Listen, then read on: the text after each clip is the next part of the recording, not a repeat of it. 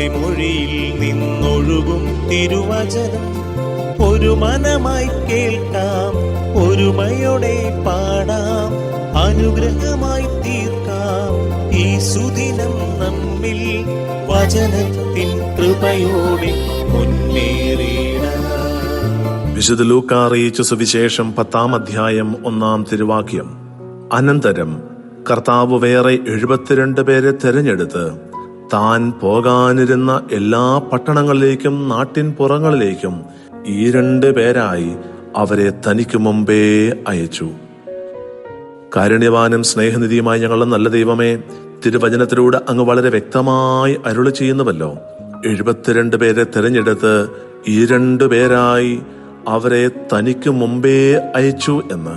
ദൈവമേ, അങ്ങ് പോകാനിരുന്ന എല്ലാ പട്ടണങ്ങളിലേക്കും നാട്ടിൻ പുറങ്ങളിലേക്കുമായിരുന്നല്ലോ അവരെ അങ്ങ് അയച്ചത്. ദൈവമേ, ഈ ലോകത്തിൽ ഇന്നിപ്പോൾ ഞാൻ ജീവിക്കുന്ന ഭവനത്തിൽ, ദൈവമേ, ഞാനിപ്പോൾ ഇന്ന് ജീവിക്കുന്ന സമൂഹത്തിൽ, ഞാനിന്ന് പ്രവർത്തിക്കുന്ന എന്റെ പ്രവർത്തന മേഖലയിൽ, ദൈവമേ, അങ്ങേക്ക് മുമ്പേ അങ്ങ് എന്നെ അയച്ചതാണ് എന്ന് ഞാൻ തിരിച്ചറിയുന്നു. കർത്താവേ, അങ്ങേക്ക് മുമ്പേ അങ്ങ് എന്നെ അയക്കുന്നു എന്ന് തിരിച്ചറിയുവാൻ, അങ്ങ് പോകാനിരിക്കുന്ന വഴികളിലൂടെ, അങ്ങ് കടന്നു വരാനിരിക്കുന്ന ഇടങ്ങളിലൂടെ അങ്ങ് എന്നെ മുമ്പേ അയക്കുകയാണ് എന്ന് തിരിച്ചറിഞ്ഞുകൊണ്ട് എന്റെ കുടുംബത്തിലും എന്റെ പ്രവർത്തന മേഖലയിലും എന്റെ ജീവിത ചുറ്റുപാടുകളിലും വ്യാപരിക്കുവാൻ എന്നെ അനുഗ്രഹിക്കണമേ എന്ന് പ്രാർത്ഥിക്കുന്നു.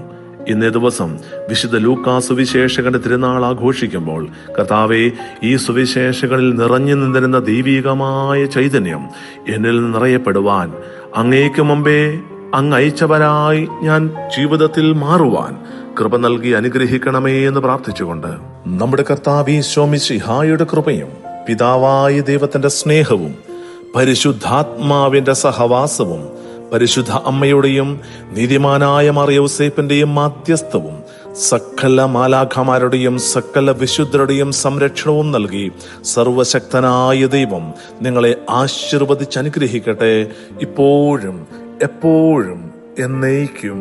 ആമേൻ. വചനത്തിൻ കൃപയോടെ മുന്നേറി